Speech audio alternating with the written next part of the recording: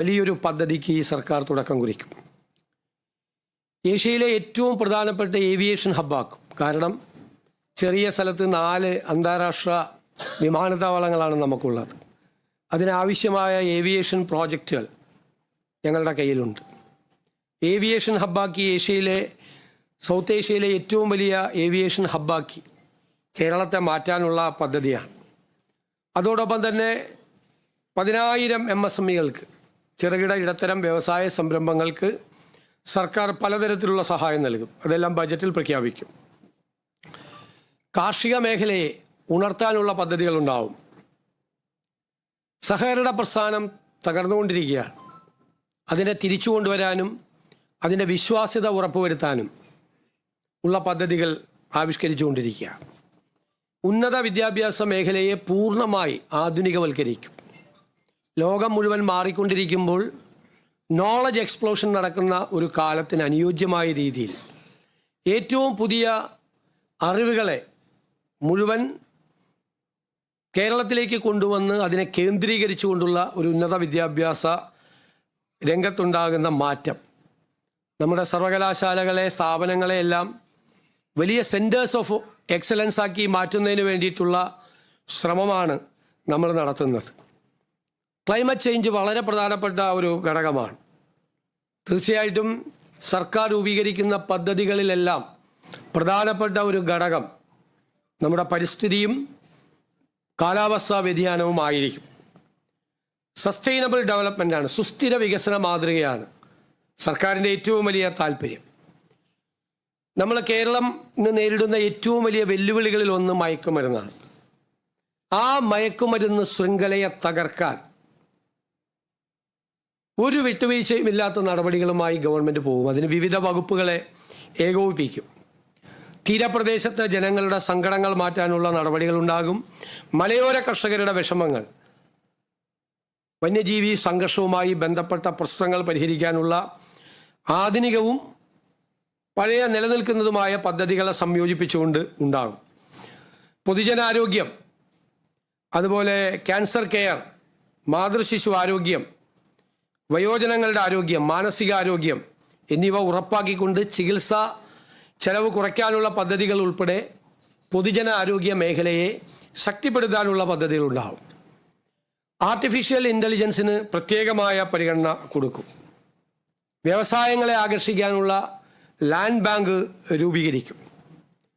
ഭൂപ്രശ്നങ്ങളുമായി ബന്ധപ്പെട്ട ഉപാധിരഹിത പട്ടയങ്ങൾ എവിടെയെല്ലാം കൊടുക്കാൻ പറ്റും അതെല്ലാം കൊടുക്കും.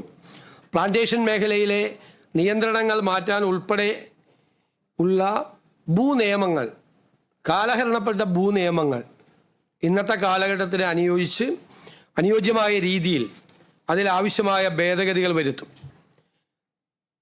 ദളിത് പ്രശ്നങ്ങൾ, SC ST പ്രശ്നങ്ങൾ, അവരുടെ പ്രശ്നങ്ങൾ, അവരുടെ കുട്ടികളുടെ ഗ്രാൻഡ് ഉൾപ്പെടെയുള്ള ഗ്രാൻഡ്സ് ഉൾപ്പെടെയുള്ള കാര്യങ്ങൾക്ക് തടസ്സങ്ങളുള്ളത് നീക്കും. അവരുടെ ഭവന നിർമ്മാണ പദ്ധതികൾ, അവരുടെ ഭൂമി അവർക്ക് നൽകുന്നതിനുള്ള പദ്ധതികൾ ഉൾപ്പെടെയുള്ള കാര്യങ്ങൾ നൽകും. നമുക്ക് അപ്പോയിൻമെൻറ്റുകൾ നടക്കുമ്പോൾ 3 വർഷം കൂടുമ്പോൾ കൃത്യമായി പരിശോധിച്ച് ഈ SC ST പിന്നോക്കം നിൽക്കുന്ന വിഭാഗങ്ങൾക്ക് കുറവുകൾ ഉണ്ടെങ്കിൽ അത് നികത്താനുള്ള സ്പെഷ്യൽ റിക്രൂട്ട്മെൻറ്റ് ഉണ്ടാകും. നിങ്ങൾക്കറിയാം, സീനിയർ സിറ്റിസൺസിന് വേണ്ടി പ്രത്യേകമായ വകുപ്പ് രൂപീകരിച്ച ഇന്ത്യയിലെ ആദ്യത്തെ സർക്കാരാണിത്. അത് വളരെ മികച്ച രീതിയിൽ അത് ആവിഷ്കരിക്കും. ടൂറിസം രംഗത്തും സമഗ്രമായ മാറ്റങ്ങൾ ഉണ്ടാക്കും. അതുപോലെ തന്നെ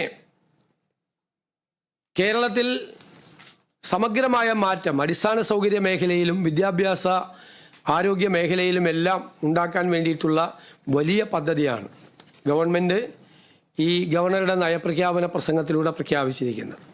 ഇതിന് കറസ്പോണ്ടിങ്ങായി, ഇതിനനുബന്ധമായി ബജറ്റ് പ്രഖ്യാപനങ്ങൾ ഉണ്ടാവും. ഇതനുസരിച്ചുള്ള ബജറ്റ് പ്രഖ്യാപനങ്ങൾ. ബജറ്റ് പ്രഖ്യാപിക്കാത്തതുകൊണ്ട് ഞാനതിൻ്റെ ഡീറ്റെയിൽസിലേക്കൊന്നും പോകുന്നില്ല, അനൗചിത്യമാണ് അത് പറയാൻ. ഇതാണ് പദ്ധതി.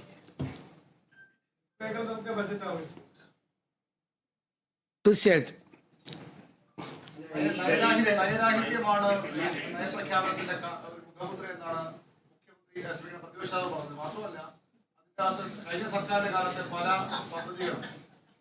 പല പദ്ധതികളുടെയും തുടർച്ചയില്ല. അല്ല, നയരാഹിത്യം അദ്ദേഹത്തിന് തോന്നാം. കാരണം അദ്ദേഹത്തിൻ്റെ നയമല്ല ഞങ്ങൾ നടപ്പാക്കുന്നത്. ഇത് പുതിയ ഗവൺമെൻറ്റിൻ്റെ നയമാണ് നടപ്പാക്കുന്നത്. ഇത് വളരെ വ്യത്യസ്തമായ നയമാണ്. സമീപനങ്ങളിലുള്ള മാറ്റം, വളരെ കാര്യമായിട്ടുള്ള മാറ്റമുണ്ട് സമീപനങ്ങളിൽ. ഇത് ഞങ്ങൾ പറഞ്ഞിട്ടാണ് തെരഞ്ഞെടുപ്പിൽ ജയിച്ചത്. ആ നയങ്ങൾ മാറ്റമുണ്ടാവും. ഗവൺമെൻറ് തുടർച്ചയാണ്. ആ തുടർച്ചയായിട്ടുള്ള പദ്ധതികൾ ഗവർണറുടെ പദ്ധതികൾ പ്രഖ്യാപിക്കേണ്ട ആവശ്യമില്ലല്ലോ. ഗവൺമെൻറ്റിൻ്റെ നയപ്രഖ്യാപനം ഗവർണർ നടത്തുമ്പോൾ നേരത്തെയുള്ള പദ്ധതികൾ എടുത്തു പറഞ്ഞ് അത് തുടരും എന്ന് പറയേണ്ട ആവശ്യമില്ല. പിന്നെ കിഫ്ബിയെ സംബന്ധിച്ച് ഈ ഗവൺമെൻറ് പഠിച്ചുകൊണ്ടിരിക്കുകയാണ്. അത് കൂടുതൽ പഠിക്കുന്നതിന് വേണ്ടിയിട്ടുള്ള ഒരു കമ്മിറ്റിയെ നിയമിക്കുന്ന കാര്യം സർക്കാരിൻ്റെ പരിഗണനയിലാണ്. അതുകൊണ്ടാണ് ഇന്ന് ബോർഡ് യോഗം കൂടി പല അജണ്ടകളും മാറ്റിവെച്ചു. കാരണം തീരുമാനങ്ങൾ എടുക്കാൻ ഒരു നയപരമായ തീരുമാനം അക്കാര്യത്തിൽ എടുത്തതിന് ശേഷം ഇപ്പോഴത്തെ കിഫ്ബിയുടെ അവസ്ഥയും അവിടെ നടക്കുന്ന കാര്യങ്ങളും എല്ലാം കൃത്യമായി പരിശോധിച്ച് വേണ്ട രീതിയിൽ കിഫ്ബിയെക്കുറിച്ചുള്ളൊരു തീരുമാനം ഉണ്ടാവും. തീർച്ചയായിട്ടും അതെല്ലാം ഉണ്ടാവുമല്ലോ. ഇൻലാൻഡ് നാവിഗേഷൻ്റെ കാര്യത്തിലും നമ്മുടെ പോർട്ട് എന്ന് പറയുന്നത് നമ്മുടെ ഒരു വളരെ പ്രധാനപ്പെട്ട ഒരു കാര്യമാണ്. ഏറ്റവും പ്രയോറിറ്റി കൊടുക്കുന്ന ഡ്രീം പ്രോജക്റ്റാണ്.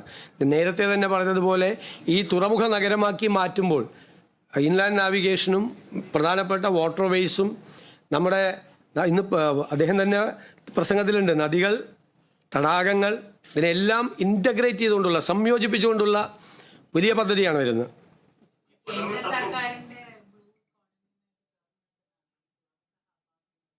അതല്ല, ബ്ലൂ എക്കോണമി വേറെയാണ്, വേറെ പലതരത്തിലുള്ള കാര്യങ്ങളാണ്. ഇതല്ല, ഇത് അതിൻ്റെ അനുബന്ധമായി ആയിരക്കണക്കിന് ലക്ഷക്കണക്കിന് തൊഴിൽ സാധ്യതകൾ ഉണ്ടാവും. കേരളത്തിൻ്റെ എക്സ്പോർട്ട് മെച്ചപ്പെടും. ഫിഷറി സെക്ടറിനെ രക്ഷിക്കാൻ പറ്റും. ഫിഷ് പ്രോസസ്സിംഗ് ഉൾപ്പെടെയുള്ള കാര്യങ്ങൾ, ലോജിസ്റ്റിക് പാർക്കുകൾ ഉണ്ടാവും. ടൂറിസം ഡെവലപ്പ് ചെയ്യും. രണ്ടാം ഘട്ടവും മൂന്നാം ഘട്ടവും ക്രൂയിസ് പാസഞ്ചേഴ്സാണ്. പാസഞ്ചേഴ്സ് യാത്ര ചെയ്യും. ഇപ്പോൾ യൂറോപ്പിൽ പോയിട്ടാണ് ആളുകൾ ഷിപ്പിലൊക്കെ യാത്ര ചെയ്യുന്നത്, വെസൽസിലൊക്കെ യാത്ര ചെയ്യുന്നത്. ഇവിടെ യാത്ര ചെയ്യാൻ പറ്റും. ഇന്റേണലായിട്ടും പറ്റും, പുറത്തേക്കുള്ളത് പറ്റും.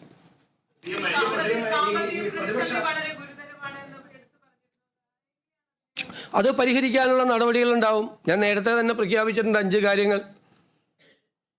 നല്ല ഫിനാൻസ് മാനേജ്മെന്റ് ഉണ്ടാവും. ടാക്സ് അഡ്മിനിസ്ട്രേഷൻ പുനഃസംഘടിപ്പിക്കും. ഖജനാവിലെ ലീക്കേജ് തടയും. ഇക്കോണമിയെ ഉത്തേജിപ്പിക്കുന്നതിനുള്ള പദ്ധതികളുണ്ടാവും.